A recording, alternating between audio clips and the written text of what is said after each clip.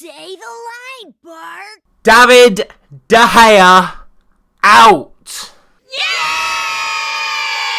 Oh my God. Right, look, I'm not going to sit here and say that he is single-handedly costing us Champions League football, because there is a whole lot of other reasons and factors around other players and tactics and all that lot that are contributing to us potentially flopping this season. However, for the second time in 3 weeks, a mistake from David De Gea has been the trigger which has set off a run of events that has cost us a game that, if we'd have won, would have seen us one step closer to European football, Champions League football for next season. And I'll touch on the mistake first because it's the easiest thing to talk about. But man, oh man, there's a lot to go through again today. But like I say, we'll start with the mistake.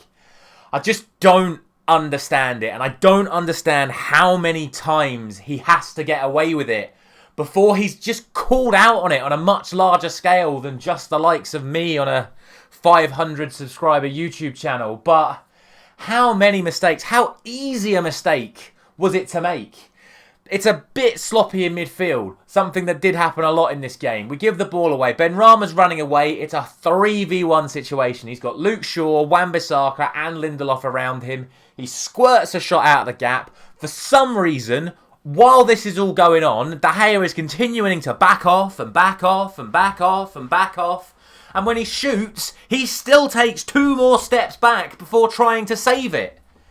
You're supposed to make yourself big as a goalkeeper. Come out to forwards, make yourself big, make it hard for them to score. But even after the shot, he's taking 2 steps back, slips on his left foot, still gets his hand there, and it isn't strong enough to keep the shot out. And I don't care that he's currently leading the race for the Golden Glove. That is down to Casemiro and the back line. I don't care that he's just been nominated for the most consistent goalkeeper on FIFA because, sure, I'll argue he's been consistent. He's been consistently awful with a couple of games where he makes 2 or 3 wonder saves, but still we concede. But, just like I say, that was the catalyst for all of the things that I always complain about. But again, that lands on the doorstep of David De Gea.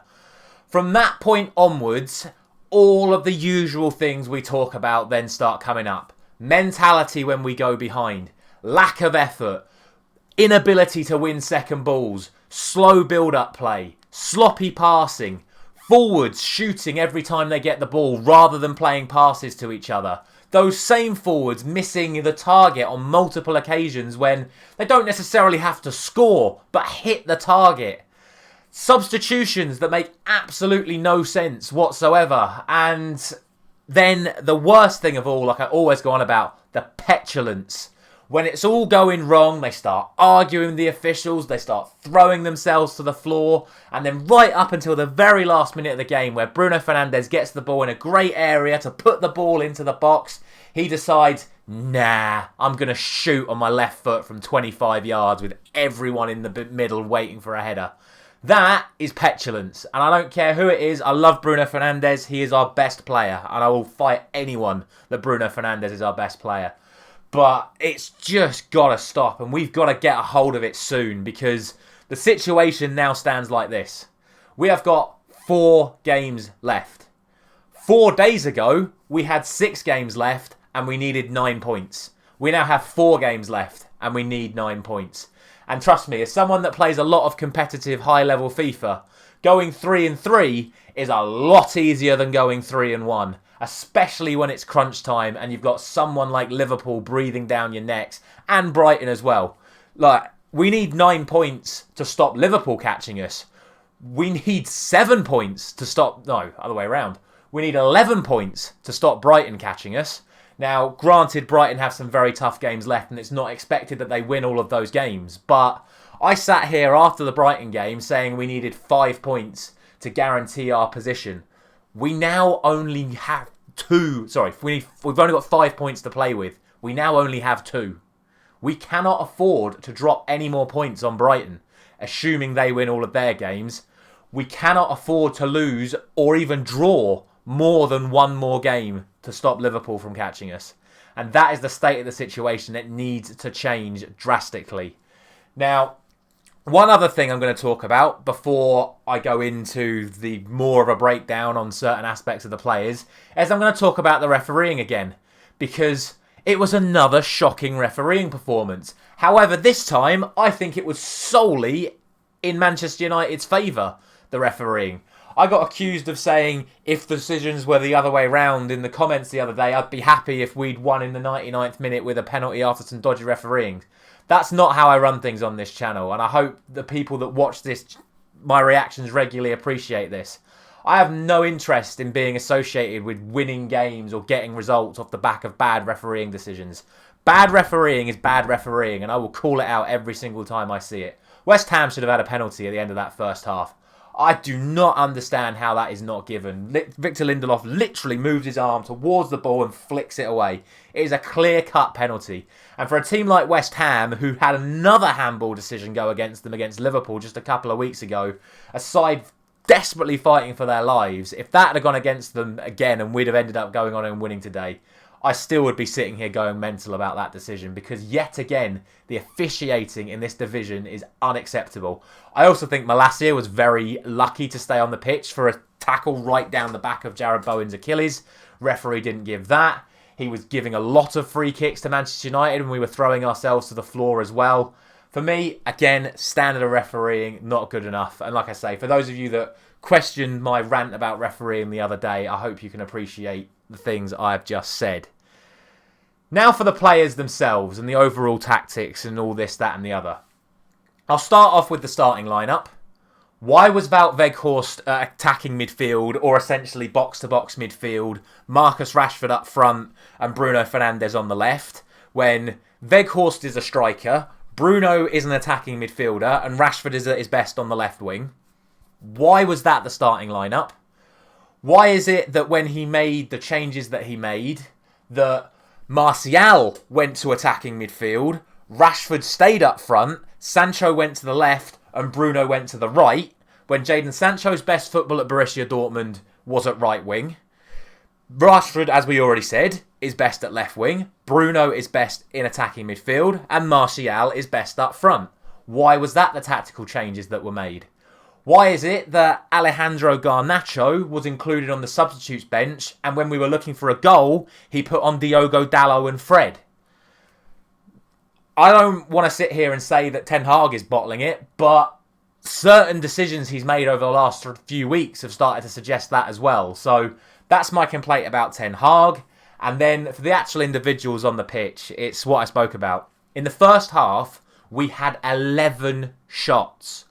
Only one of them was on target, and it was the last kick of the first half where Eriksen scuffed his shot onto the defender up into Fabianski's hands. Antony hit the post and missed a clear-cut one-on-one. Rashford hit the post, that was unlucky. Bruno had 2 or 3 chances where he could have just taken a little bit more time to take the shot at the right moment, or potentially put in passes to Martial or Rashford, completely ignored him and ended up missing the target. Into the second half, it took until basically stoppage time for us to have any sort of meaningful attacks. And then Martial wastes the chances. The one player that I actually feel like in those sort of positions will take a chance, scuffs the shot straight at Fabianski for the first chance, and then from the corner he's got an open goal. It's a tough chance, yes, but at this level, when you're trying to get in the Champions League, you need to put that in the back of the net. And I don't even understand how he manages to get on it, but not get it in the corner. Far, far too wasteful again. Then we'll get on to the effort and the passing. I'll start with the passing because once we conceded, like I said, West Ham dropped back into their shape. West Ham are fantastic. Don't ever let me take something away from a team that has played very good football. West Ham defended brilliantly, but we made it easy for them. Getting on the ball, walk, 5-yard pass, 5-yard pass back to the person who gave you that pass.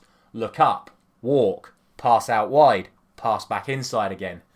Into Eriksen, little turn, look up, into Martial, into Rashford, back out to Eriksen. Across to Casemiro, into a forward, back out to Casemiro. Too slow, too predictable. The moment we try and do anything creative, it turns into either something like a flick from a Rashford or an Antony or a Bruno, or the passes are just sloppy. We look for a ball, just a little chip pass out over to Malacia or out to Wan-Bissaka, and they try and just feed it through these gaps that just aren't there, and they give it away time and time again. And like I say, I thought West Ham defended very, very well, but when you're making decisions like that on the ball, it makes West Ham look like they're playing really well as well. And it's just not good enough. Then we're going to talk about the work rate. How many times in that game did we clear the ball from a corner and it ended up with a West Ham player? And how many times did West Ham clear a ball from a free kick or Manchester United corner and it ended up at a West Ham player? We do not have the desire to win second balls. And like I say, we're supposed to be fighting for every single point to guarantee Champions League football, the highest level of professional football in Europe. And we're getting outrun by a team that had to win that game to stay up. Now, obviously, they're fighting for their lives as well. They should be putting themselves about, but we should be putting ourselves about as well. We've got to get these points. We can't just look at the league table from literally last week and go, oh, it's all right, we'll win 3 out of our last 6 games. No, this is the Premier League. There's not any easy games. We've got a world-class team in Liverpool winning every single week. We've got a phenomenal Brighton side winning games every single week because they want it. They're hungry, they're passionate, they're fighting, and we're just dawdling our way to the finish line. We're in a position here where I could be sitting here in 3 weeks' time where we've bottled Champions League football and we get obliterated by Manchester City in the FA Cup final. And that would honestly be so damaging for this football club because we cannot afford that to happen. This summer is going to be the most pivotal summer probably of the last decade in terms of who needs to buy who. And having Champions League football and having a good reputation of being an attractive side to come and see is everything this summer. And if we flop in these last 3 weeks, we are out of everything for the foreseeable future because we will not be able to attract the players we need to bring this club to a regular Champions League and potential title fighting status. Very, very concerning. And look, I've not really had the opportunity to touch on actual individual players today. What I would say is, once again, Wan-Bissaka and Luke Shaw were absolutely phenomenal at the back and nothing can be pinned on them today.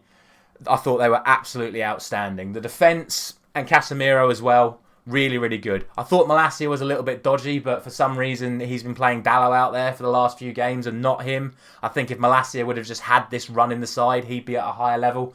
Lindelof wasn't at his best today. Like I said, he could have given away a penalty with the handball. He was a little bit sloppy with his passing, but I'm sitting here off the back of a 1-0 saying that our only good performers were Wan-Bissaka and Luke Shaw and arguably Casemiro, because if it wasn't for them, we'd be looking down a 2 or 3-0 defeat here. And yeah, drastic change in mentality, change in effort and upgrading quality need to be added to this football club in the next couple of days. We have got 1 week, the first time in a very long while, we have got an entire week to prepare for the next game.